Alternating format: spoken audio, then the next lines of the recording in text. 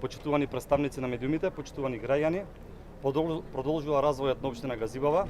Денес заедно со премиерот Христијан Мицковски, заменик министерот Велковски, пратениците, советниците од општина Газибава направивме посета на 3 локации низ нашата општина во која што се реализираат нови проекти.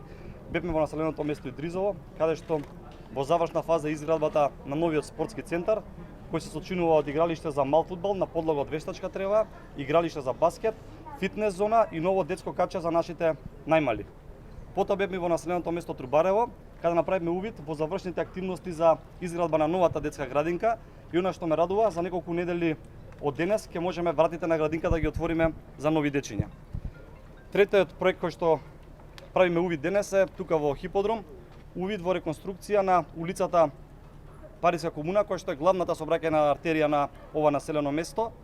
Она што сакам да го потенцирам дека овој проект беше еден од 16 проекти со кои што аплициравме и добивме финансиска средства од владата на вториот повик и искажам јавна благодарност до владата бидејќи навистина покажа како е да се биде партнер на општините, односно да се биде партнер на граѓаните. Освен овие проекти, во општина Газибава се реализираат и голем број на други проекти. Интензивно се гради новото училиште во Ченто, се гради новата спортска сала во Црешево, се реконструира домот 11 октомври исто така во Ченто.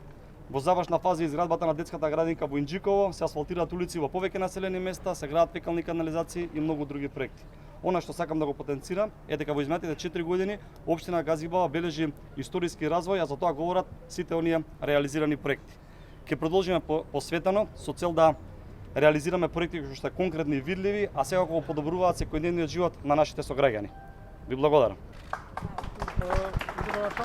Зборувате за нови проекти, за еден стар проект колку што е урбаното живење, а тоа е чистењето на сметот. Не е во ваша надлежност, бидејќи е на град Скопје, но еве се жалат денеска од сите населени места во Газибаба, но и од Скопје дека со недели не се подигнува сметот.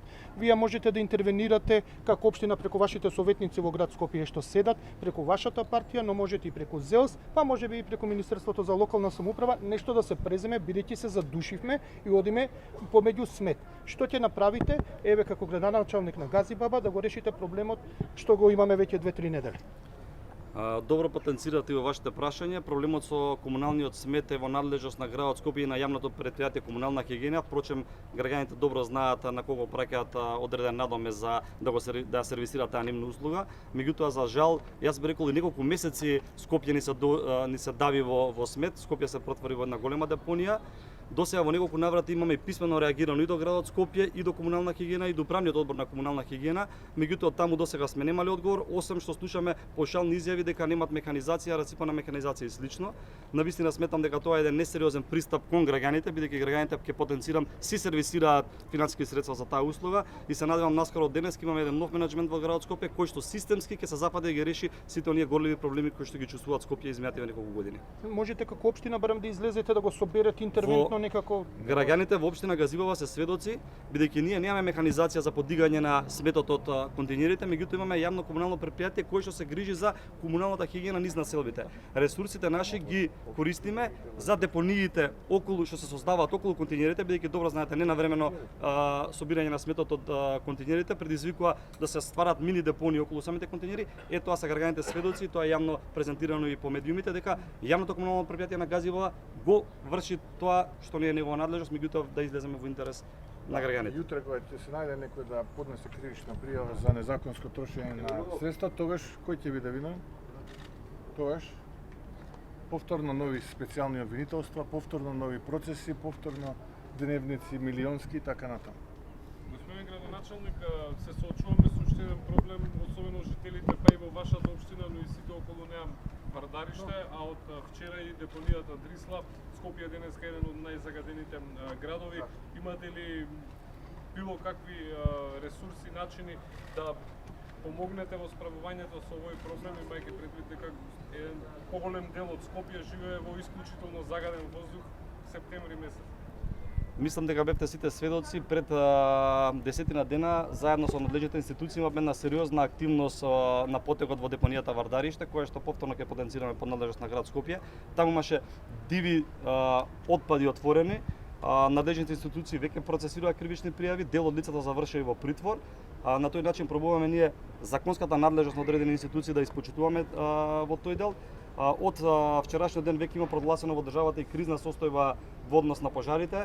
Веќе имавме координација повеќе институции и резултатите ќе ги видите во наредните неколку денови.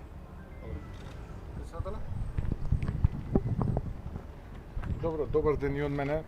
Денеска имавме навистина, би рекол, интензивна прошетка низ Газибаба и увид во 3 проекти кои што се во фаза на изработка. Спортско игралиште, спортски терени, детска градинка, витална улица, односно улица од витално значење. Градоначалникот во суштина зборуваше за плановите кои што ги има општината. За сите оние проекти кои што се реализирани и се во фаза на реализација и ќе се реализираат, навистина можам да кажам дело импресивни и користам оваа прилика да му честитам нему, на советниците, на администрацијата, на пратениците во македонскиот парламент кои што се борат секој ден да реализираат проект повеќе на граѓаните, да им овозможат подобри услови за живот. Тоа е она кое што треба да го прави секој еден градоначалник во Македонија. Јас сум навистина задоволен. Еве, скоро 4 години како буване градоначалник овдека во Газибаба и може да се види од далеку трансформацијата, имајќи предвид дека кога тој беше избран за градоначалник, буквално многу работи стоја, да не речам речиси се.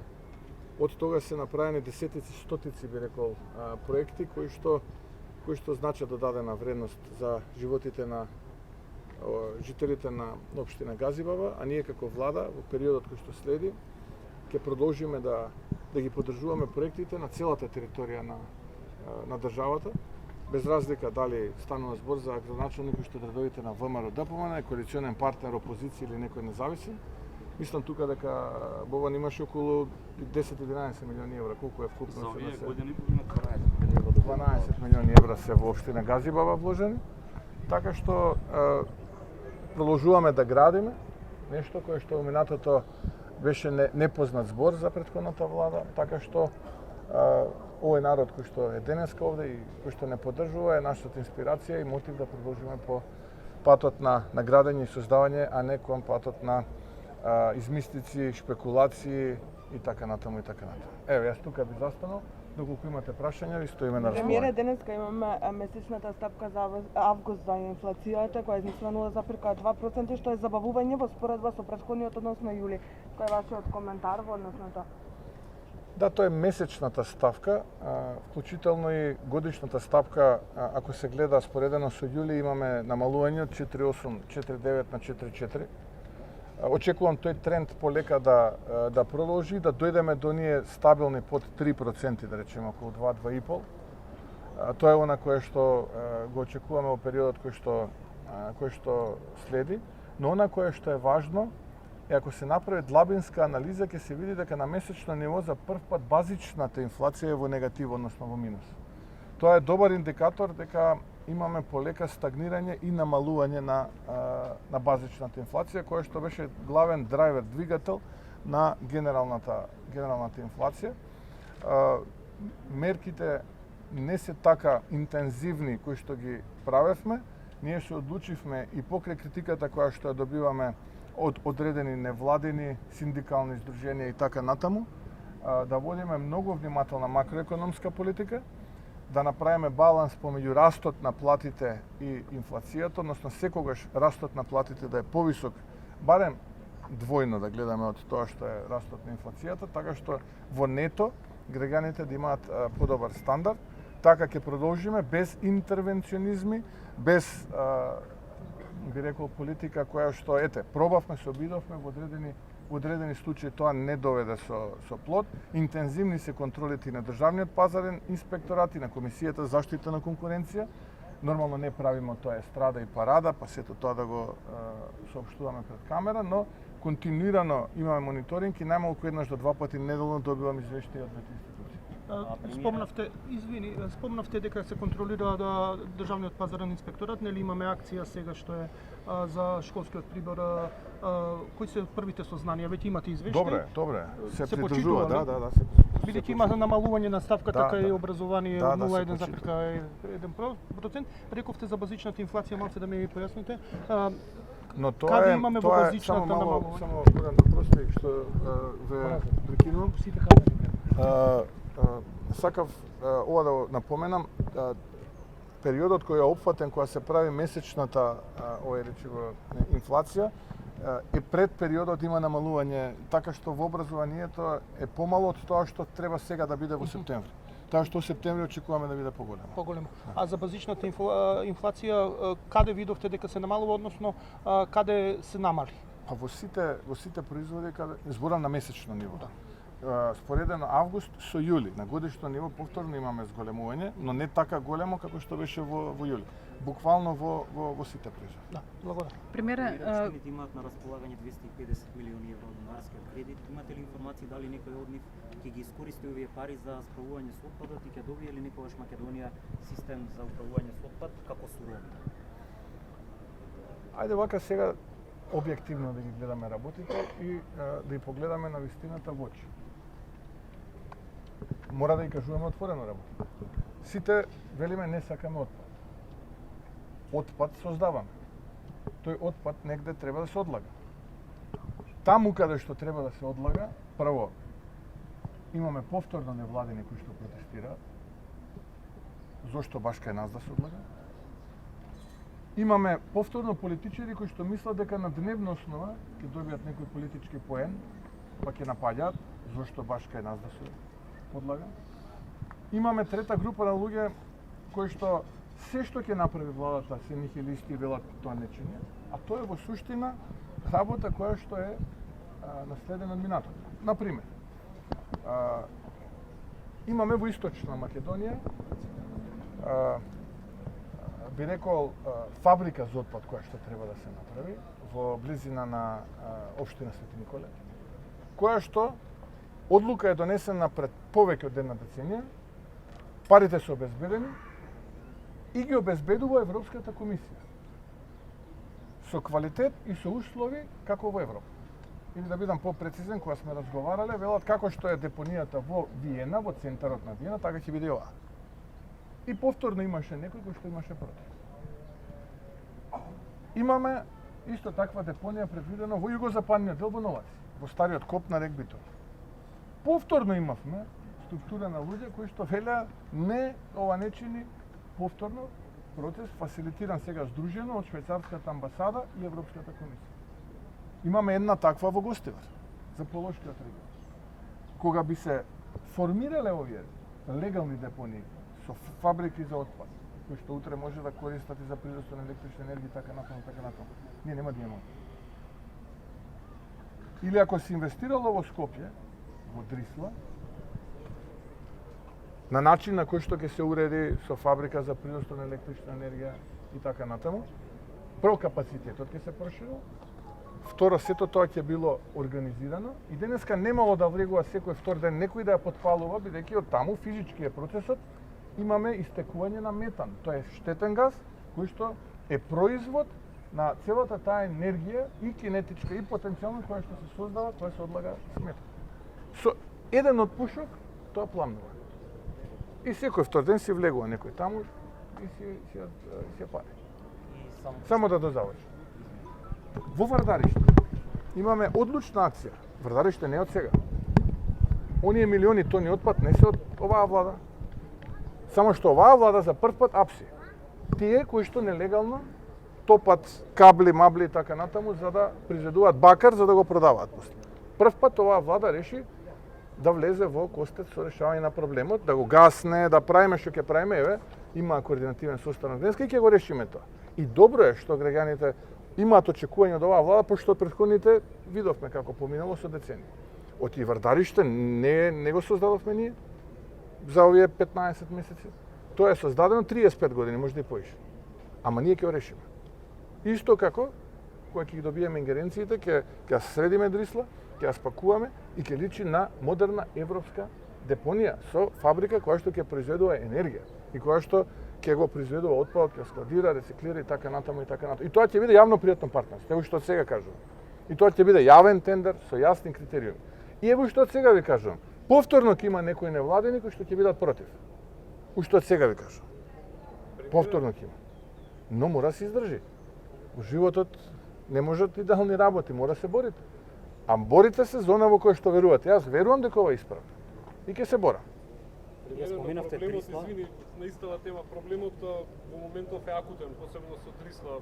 Е поголем дел од Скопје, што ќе каже поголем дел од Македонија, живее во исклучително загаден воздух. Утро имаше магла во населбите што гравитираат околу депонијата. Размислувате ли за некој, ајде да кажеме, адхок решение, некој Нема адхок, нема ресурси дополнителни на Не државата постои. да се справат барем со пожарот. Ама во не момент? постои, тоа се Војска, обидувам да ви нешто кажам. мислев. Не постои. Метанот кој што зрачи не можете, вие ќе го згасите денес. Но тој повторно на трешноста ќе продолжи да зрачи. Со еден отпушок тој се пали. Не треба многу да си креативен или диверзант, не знам како. Само со еден отпушок фрлете. И тоа ни го прават секој ден.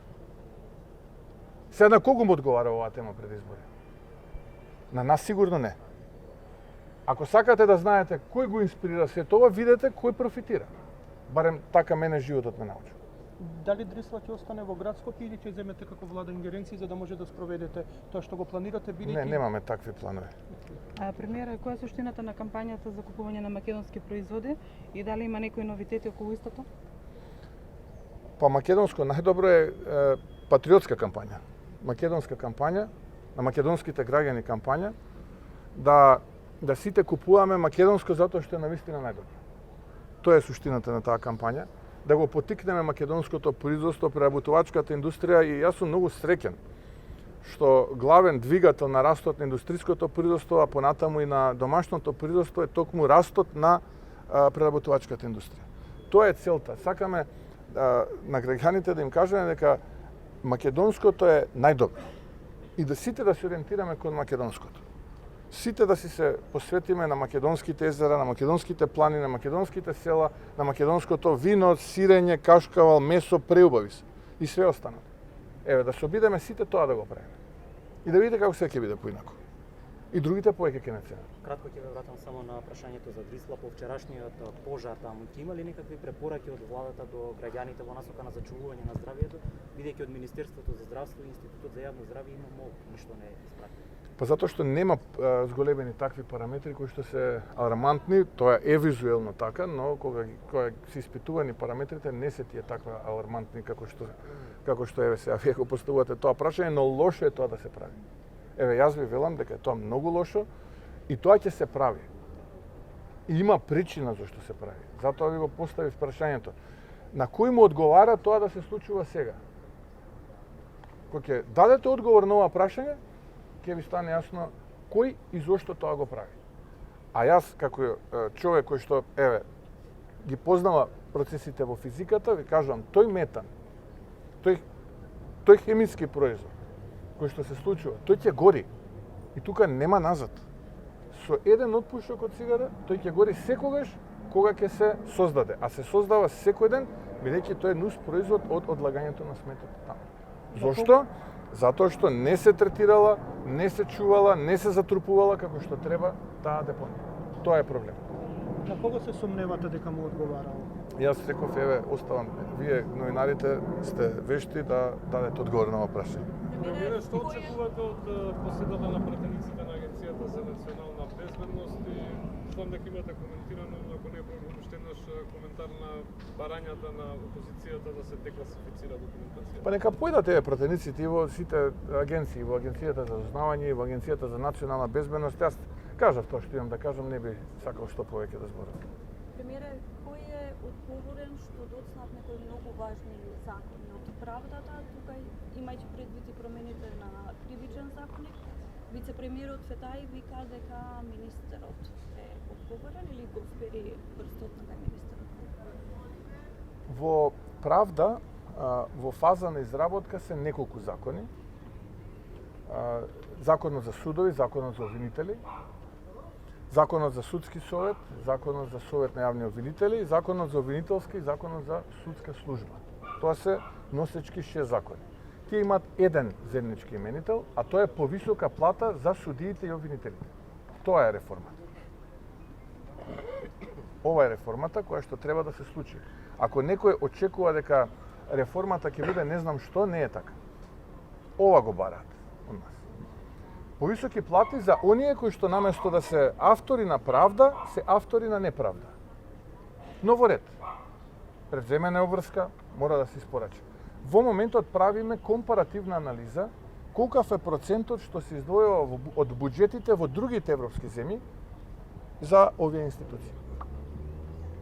Од нас се бара да имаме, да речеме, 2 пати повеќе од некои многу побогати земји од Европската унија. Треба тоа да го направиме.